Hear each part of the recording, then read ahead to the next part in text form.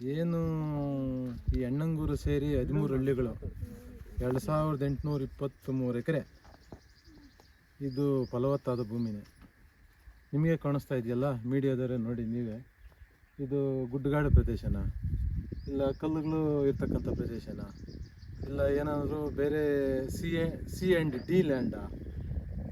ಇದು ಒಳ್ಳೆ ಫಲವತ್ತಾದ ಭೂಮಿ, ಬಂಗಾರ ಬೆಳೆಯೋಂಥ ಭೂಮಿ. ಈ ನಾವು ಜೀವನಾದರೂ ಕೊಟ್ಟೇವಿ, ನಾವು ಪ್ರಾಣನಾದರೂ ಬಿಟ್ಟೆವು, ಈ ರಕ್ತನಾದರೂ ಕೊಟ್ಟೆವು. ಈ ಭೂಮಿ ಬಿಡೋಕೆ ನಮ್ಗೆ ಇಷ್ಟ ಇಲ್ಲ.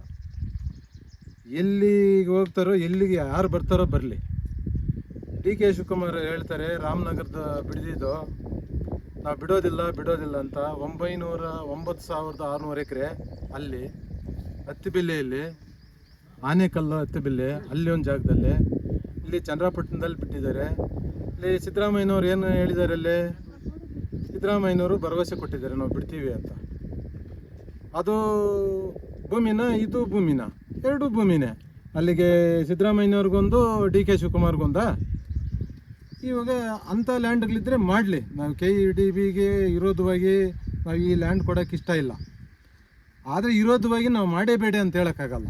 ಬೇರೆ ಕಡೆ ಮಾಡಲಿ. ಇಂಥ ಭೂಮಿನ ನಾವು ಬಿಟ್ಬಿಟ್ಟು ನಾವು ಎಲ್ಲಿಗೆ ಹೋಗವ? ನಾವು ಮಕ್ಕಳನ್ನ ಓದಿಸೋದು ಹೆಂಗೆ, ಜೀವನ ಮಾಡೋದು ಹೆಂಗೆ, ಯಾವ ರೀತಿ ಮಾಡಬೇಕು? ಇಲ್ಲಿ 13 ಹಳ್ಳಿಗಳದು 2823 ಎಕರೆ. ಯಾವುದೇ ಕಾರಣಕ್ಕೂ ಈ ಜಮೀನು ಬಿಡೋದಿಲ್ಲ ನಾವು. ಬಂದವರೇ ನೋಡಲಿ, ಅಧಿಕಾರಿಗಳೇ ನೋಡಲಿ, KEDB ಅಧಿಕಾರಿಗಳು ಅವರು ಈ ಸರ್ಕಾರಕ್ಕೆ ದಳ್ಳಾಳಿಗಳಿದ್ದಂಗೆ. ಅವ್ರ ಕಣ್ಣಿಲ್ಲ ಕಪಾಳಿಲ್ಲ.